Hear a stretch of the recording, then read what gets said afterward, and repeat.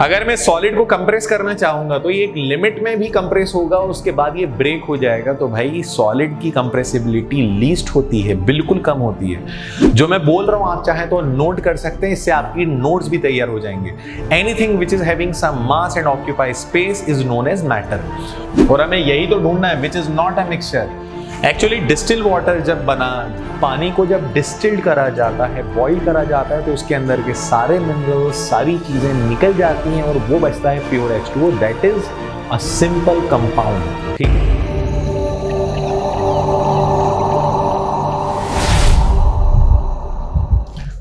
Hello everyone, आज के video से हम स्टार्ट कर रहे हैं target series for JEE NEET chemistry 2024 exam. इस सीरीज में हमें केमिस्ट्री के सभी चैप्टर्स को कवर करना है, साथ में प्रैक्टिस भी करना है, मोस्ट इंपॉर्टेंट क्वेश्चंस को देखना है only for JEE NEET 2024 exams. तो ये सीरीज आप अगर साइंस के स्टूडेंट हैं, आप नीट और जेईई एस्पिरेंट हैं, तो आपके लिए ये सीरीज बहुत बेनिफिशियल रहेगी, क्योंकि यहां पर हम लोग कंप्लीट सिलेबस को कवर करेंगे, साथ में टॉपिक्स को लेते हुए चलेंगे, उन टॉपिक्स के क्वेश्चंस की प्रैक्टिस करेंगे and the most important thing previous year questions को भी डिस्कस करेंगे। तो जैसा कि मैंने आप लोगों को बताया था, आज हम स्टार्ट करने वाले हैं केमिस्ट्री का फर्स्ट चैप्टर क्लास 11 से, mole concept and equivalent concept. तो बच्चों, जैसा कि हम जानते हैं, एक बड़ा इंपॉर्टेंट चैप्टर माना जाता है मोल एंड इक्विवेलेंट कॉन्सेप्ट, और इस चैप्टर के कुछ टॉपिक्स को मैंने यहां पर मेंशन करा हुआ है, आप देख सकते हैं, जैसे मैटर एंड इट्स क्लासिफिकेशन। सबसे पहले हम ये टॉपिक कवर करेंगे, matter and its classification. Then उसके बाद international system of units, mole concept जो सबसे की कॉन्सेप्ट माना जाता है इस पूरे चैप्टर का। इस चैप्टर पे अगर आपने मोल कॉन्सेप्ट पे ग्रिप अच्छी कर ली है तो आगे के चैप्टर्स में भी आपको न्यूमेरिकल में हेल्प मिलेगी। लॉज ऑफ केमिकल कॉम्बिनेशन, और इसके बाद हम देखते हैं कंसंट्रेशन टर्म्स जैसे मोलैरिटी, मोलैलिटी या नॉर्मेलिटी। ठीक, empirical and molecular formula, gram atomic mass, gram molecular mass, average atomic mass जैसी terms, and finally practice sessions with PYQ। तो इस तरीके से हमारा ये complete chapter NEET and JEE mains और एडवांस के पॉइंट ऑफ व्यू से कवर हो जाएगा। तो चलिए आज के लेक्चर को स्टार्ट करते हैं। आज हमारा लेक्चर नंबर 1 है। अगर आप नए हैं तो चैनल को सब्सक्राइब करें और कनेक्ट हो जाएं हमारे साथ। लेक्चर नंबर 1 में सबसे पहले मैं आपसे बात करता हूं mole and equivalent concept chapter की। गाइस, जैसा कि हम सब जानते हैं, हमारे आसपास जितना यूनिवर्स है, इस पूरे यूनिवर्स में 3 थिंग्स एग्जिस्ट करती हैं, 3 चीजें एग्जिस्ट करती हैं। वो क्या है? तो हमारे पूरे यूनिवर्स में, जितना हमारा यूनिवर्स है, इस यूनिवर्स में एग्जिस्ट करता है मैटर। मैटर के अलावा इस यूनिवर्स में एग्जिस्ट करती है एनर्जी, एंड इस यूनिवर्स में एग्जिस्ट करती है लाइफ। और गाइज, इन 3 चीजों के अलावा इस पूरे यूनिवर्स में कोई भी ऐसी चीज नहीं है जो एग्जिस्ट करती हो। अब आप में से कुछ लोगों का डाउट आएगा, सर एंटी मैटर भी तो होता है। तो चलिए आगे डिस्कस करेंगे, हम वो सारे कॉन्सेप्ट भी क्लियर करेंगे। तो हमारे यूनिवर्स में 3 चीजें हैं जो ब्रॉडली 3 पार्ट्स में हमारे यूनिवर्स को बांटा गया है। वो 3 चीजें क्या हैं? हमारे यूनिवर्स में एग्जिस्ट करता है मैटर, एनर्जी एंड लाइफ।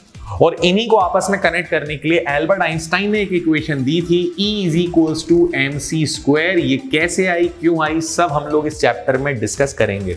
फिलहाल हम लोग शुरुआत करते हैं मैटर से। तो चलिए शुरुआत करते हैं। हमारा पहला टॉपिक है मैटर। बच्चों, जैसा कि आप सब जानते हैं, मैटर का मतलब होता है anything which is having some mass and occupy space. कोई भी ऐसी चीज जिसका कुछ ना कुछ मास होता है, जो स्पेस ऑक्यूपाई करता है, उसको कहते हैं मैटर। जो मैं बोल रहा हूं आप चाहें तो नोट कर सकते हैं, इससे आपकी नोट्स भी तैयार हो जाएंगे। Anything which is having some mass and occupy space is known as matter.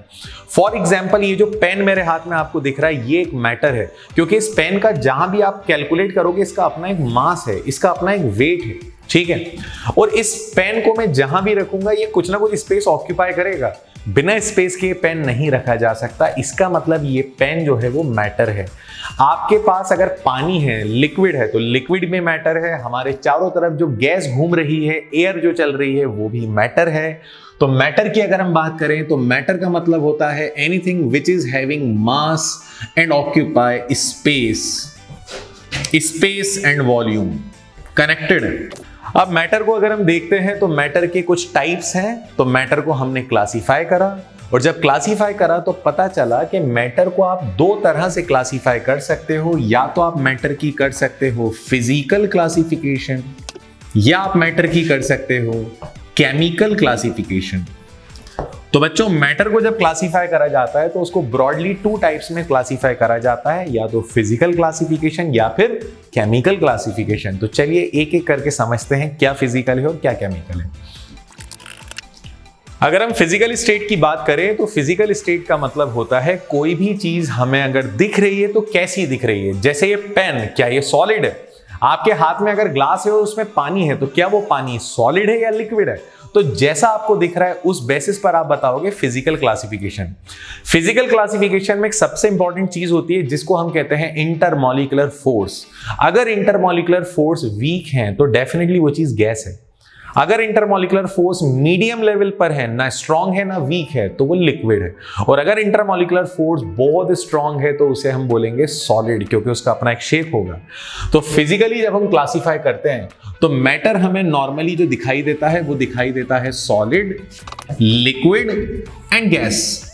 हालांकि इसके अलावा कुछ और भी चीजें हैं, जैसे प्लाज्मा है। जितना भी हमारे आसपास हम जब स्टार्स को देखते हैं तो स्टार्स ना गैस है, ना सॉलिड है, ना लिक्विड है। स्टार्स होते हैं प्लाज्मा से बने हुए। जब आप बिजली कड़कड़ाती हुई देखते हो, थंडरिंग देखते हो आप, तो वो भी एक प्लाज्मा है। इसके अलावा एक और स्टेट है बोस-आइंस्टाइन कंडेंसेट। आगे सारी एडिशनल स्टेट भी हम समझेंगे। फिलहाल अगर हम सॉलिड, लिक्विड और गैस की बात करें तो सॉलिड मैटर की वो स्टेट होती है जहां पे पार्टिकल्स के बीच बहुत स्ट्रॉन्ग अट्रैक्शन होता है। यहां पर पार्टिकल्स के बीच होता है स्ट्रॉन्ग अट्रैक्शन, जिसकी वजह से सॉलिड का होता है डेफिनिट शेप, एक फिक्स शेप है और इसका वॉल्यूम भी फिक्स होता है। मतलब अगर मेरे पास कोई सॉलिड ऑब्जेक्ट है तो वो सॉलिड ऑब्जेक्ट, फॉर एग्जांपल मैं अगर अपने फोन की बात करूं तो ये सॉलिड एक ऑब्जेक्ट है और ये सॉलिड ऑब्जेक्ट मैं कहीं भी रखूंगा, ये जितना स्पेस लेता है उतना ही स्पेस लेगा। अगर मैं इसको यहां अपने हाथ पर रखूं तो भी उतना ही स्पेस लेगा, मैं टेबल पर रख दूं तो भी उतना ही स्पेस लेगा, क्योंकि इसका अपना एक फिक्स शेप और फिक्स वॉल्यूम होता है। ठीक, अगर हम सॉलिड की बात करें तो सॉलिड को आप कंप्रेस नहीं कर सकते, ये होते हैं लीस्ट कंप्रेसिबल। लेकिन सॉलिड से ज्यादा कंप्रेसिबिलिटी अगर हम देखें तो सॉलिड से ज्यादा कंप्रेसिबिलिटी लिक्विड में होती है, क्योंकि लिक्विड के पार्टिकल्स के बीच थोड़ा बहुत गैप होता है, जिससे इनके पार्टिकल्स के बीच होता है less intermolecular force of attraction. अगर हम लिक्विड की बात करें तो लिक्विड का कोई शेप नहीं होता, किसी शेप का लिक्विड नहीं होता। अगर आप इसको ग्लास में रखोगे ग्लास का शेप ले लेगा, बोल में रखोगे बोल का शेप ले लेगा, और अगर आपने इसको प्लेट में रखा प्लेट के शेप का ले लेगा। तो लिक्विड का अपना कोई शेप नहीं होता, शेप नहीं होता, लेकिन लिक्विड का वॉल्यूम होता है, इसका अपना फिक्स्ड वॉल्यूम होता है। शेप नहीं होगा लेकिन वॉल्यूम फिक्स होगा, इस बात का बिल्कुल ध्यान रखना। हाँ, और एक और बात, लिक्विड जो है वो सॉलिड से थोड़े से ज्यादा कंप्रेसिबल होते हैं, मोर कंप्रेसिबल देन सॉलिड। तो बच्चों ये चीजें ऐसी नहीं है कि इनको आप बहुत डिटेल में याद कर रहे हो, बहुत टाइम वेस्ट कर रहे हो, ऐसा कुछ भी नहीं है। आप इनको शॉर्ट में आप पढ़ेंगे और इसके बाद आप आगे बढ़ जाएंगे, क्योंकि हमें हमारा मेजर टाइम जो है वो मेजर पोर्शंस पे लगाना है, जैसे limiting reagent, mole concept, equivalent concept, laws of chemical combination. तो ये छोटी छोटी चीजें हैं लेकिन बेसिक्स हैं, समझना जरूरी है। अब अगर हम गैस की बात करें तो गैस के पार्टिकल्स के बीच में बहुत ज्यादा गैप होता है, और ध्यान रखना जितना ज्यादा गैप होगा उतना ही इनको आप कंप्रेस कर सकते हो। गैप जरा सा है, जरा सा कंप्रेस होगा, गैप ज्यादा है, ज्यादा कंप्रेस होगा, और अगर गैप है ही नहीं सॉलिड के केस में तो कंप्रेस भी नहीं होगा, सिंपल सी बात है। अब अगर हम गैस की बात करें तो गैस के पार्टिकल्स का, गैस का अपना कोई शेप नहीं होता और इसका वॉल्यूम भी नहीं होता, इसका कोई फिक्स वॉल्यूम भी नहीं होता, ना कोई फिक्स शेप होता। थोड़ा सा स्लाइड आगे चली गई है, आप थोड़ा ध्यान रखना, ना फिक्स शेप है ना फिक्स वॉल्यूम है। अगर हम गैस की बात करें, मैक्सिमम कंप्रेसिबिलिटी होती है, गैस से ज्यादा कंप्रेस कुछ भी नहीं है। और अगर हम गैस की बात करें तो गैस के मॉलिक्यूल की काइनेटिक एनर्जी मैक्सिमम होती है, सबसे ज्यादा काइनेटिक एनर्जी अगर किसी की है तो गैस की है। एक एग्जांपल दे रहा हूं मैं आपको, ध्यान से सुनना। आप अपने रूम में गए, आपने अपने रूम में एयर फ्रेशनर को एक कॉर्नर में स्प्रे करा, पिच स्प्रे करा। कुछ देर बाद आप फील करोगे कि भाई रूम के अदर कॉर्नर में भी स्मेल आ रही है, दूसरे कॉर्नर में भी उसकी अच्छी सी स्मेल आ रही है। क्यों? क्योंकि यहां पे डिफ्यूजन हो गया, गैस के मॉलिक्यूल मिल गए और गैस को ट्रेवल करने में टाइम नहीं लगता। गैस के मॉलिक्यूल की काइनेटिक एनर्जी मैक्सिमम होती है, तो याद रखना आप लोग, इनकी काइनेटिक एनर्जी होती है मैक्सिमम। तो बच्चों फिजिकली अगर हम देखें तो ब्रॉडली फिजिकली अगर हम देखें तो फिजिकली 3 टाइप्स के मैटर होते हैं, सॉलिड होता है, लिक्विड होता है, गैस होती है। इसके अलावा अगर आप देखते हो तो इसके अलावा आता है plasma and Bose Einstein condensate, that is BEC। तो ये डिटेल तो हम लोग स्टेट्स ऑफ मैटर नाम का एक चैप्टर है उसमें भी बहुत डिटेल में जाएंगे, लेकिन फिलहाल अगर हम देखें तो फिजिकली मैटर 3 टाइप्स का होता है, solid, liquid, gas. Additional type की बात करो तो प्लाज्मा है, बोस-आइंस्टाइन कंडेंसेट है। अब आते हैं केमिकल पर। Chemical classification of matter, matter की केमिकल क्लासिफिकेशन। तो जब मैटर को केमिकली डिवाइड करा जाता है तो मैटर को हम ये देखते हैं, या तो मैटर जितना भी हमारे पास है, या तो वो मैटर होता है प्योर सब्सटेंस, या तो वो प्योर होगा, या वो प्रेजेंट होगा इन दी फॉर्म ऑफ मिक्सचर। या तो मैटर प्योर होगा या होगा मिक्सचर। अब ध्यान से समझना, ये बड़ी इंपॉर्टेंट बात है, यहां पे कई बच्चे गलती कर देते हैं और ये बेसिक क्वेश्चन बनाता है। या तो मैटर प्योर होगा या होगा मिक्सचर। अब प्योर की अगर हम बात करें, प्योर मैटर की, तो प्योर मैटर में आता है एलिमेंट, क्योंकि आप सब जानते हो एलिमेंट जो होते हैं वो सेम टाइप्स ऑफ एटम से बनते हैं। जहां भी सेम चीजें हों, सेम एटम्स हों, समझ लेना वो प्योर है। अगर मैं आयरन के एलिमेंट की बात करूं तो आयरन के एलिमेंट को बनाने में सारे के सारे एटम्स आयरन के ही होंगे, गोल्ड, सिल्वर, प्लेटिनम थोड़ी होगा। अगर मैं कॉपर के एलिमेंट की बात करूं तो कॉपर के एलिमेंट को बनाने में सारे के सारे एटम कॉपर के होंगे। अगर मैं प्लेटिनम की बात करूं या फिर मैं जिंक की बात करूं या सोडियम की बात करूं तो बच्चों ये सारे के सारे एलिमेंट हैं और सारे एलिमेंट प्योर होते हैं because they consist of same types of atom. सारे एटम्स हैं सेम एटम, ठीक है। और इसके बाद प्योर सब्सटेंस में सेकंड टाइप जो आता है प्योर सब्सटेंस में, वो आता है कंपाउंड। अब आप लोग कहेंगे कि सर कंपाउंड कैसे प्योर है? तो कंपाउंड इसलिए प्योर है क्योंकि अगर आप एक एग्जांपल देखो, अगर हम NaCl की बात करें तो NaCl कंपाउंड बनाने में सारे के सारे सोडियम और क्लोरीन के ही एलिमेंट मिले हैं, या ये बोलो कि सारे के सारे मॉलिक्यूल जो मिले हैं वो NaCl और कितने मॉलिक्यूल मिले हैं? 1 मोल। कैसे, क्या, आगे समझेंगे। इतने सारे NaCl मिले तब जाके NaCl का कंपाउंड बना। CO2, कार्बन डाइऑक्साइड या ग्लूकोज। तो कंपाउंड की अगर हम बात करें तो कंपाउंड को बनाने में भी एक सेम चीजों को, बहुत सारी चीजों को, लेकिन सेम चीजों को मिलाया जाता है और वो जो सेम चीजें होती हैं उन्हें मॉलिक्यूल्स कहते हैं। तो आगे इस चैप्टर में मैं आपको एटम, मॉलिक्यूल, एलिमेंट, कंपाउंड की डेफिनेशन भी क्लियर करूंगा। वहीं पर अगर मिक्सचर की बात करें तो मिक्सचर को ब्रॉडली 2 टाइप्स में डिवाइड करा गया है। मिक्सचर के 2 टाइप्स हैं। पहला फर्स्ट टाइप जो हम देखते हैं तो फर्स्ट टाइप है होमोजेनस मिक्सचर। जैसा कि हम जानते हैं होमोजेनस का मतलब होता है यूनिफॉर्म, एक जैसा। आपके पास 1 ग्लास पानी है, उस 1 ग्लास पानी में आपने क्या करा, आपने सिंपल मिल्क मिला दिया 1 ग्लास और दोनों को खूब अच्छी तरह मिक्स कर दिया। जब आपने 1 ग्लास वाटर और 1 ग्लास मिल्क को मिक्स करा तो इनसे जो मिक्सचर तैयार हुआ वो एक जैसा दिखाई देगा। मतलब अगर मैं वाटर और मिल्क को मिला दूं तो इनसे तैयार होने वाला मिक्सचर ऊपर जैसा दिखेगा, नीचे भी वैसा ही दिखेगा, हर जगह एक जैसा दिखाई देगा। This is homogeneous. होमोजेनस का मतलब होता है ऐसे मिक्सचर जो होते हैं कंप्लीटली यूनिफॉर्म। आप इन्हें कहीं से भी देख लो, एक जैसे दिखाई देते हैं। हमारा ब्लड भी एक मिक्सचर है, लेकिन हमारा ब्लड यूनिफॉर्म है। आप अपने हाथ के ब्लड को, अपने पैर के ब्लड को अगर आप देखोगे तो सेम कंपोनेंट दिखाई देंगे, सेम कंपोनेंट्स मिलेंगे। This is uniform mixture.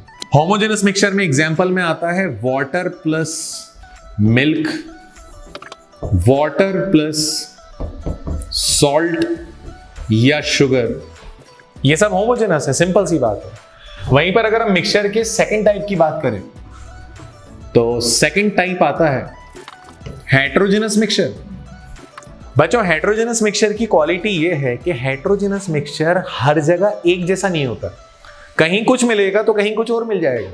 ये कभी भी एक जैसा नहीं होता। फॉर एग्जाम्पल, आपने अगर कोई डिजर्ट ट्राई करा, कभी आप खीर खाओ, खीर में ड्राई फ्रूट्स भी होते हैं, लेकिन क्या आपके हर स्पून में ड्राई फ्रूट आपको फील होता है? नो।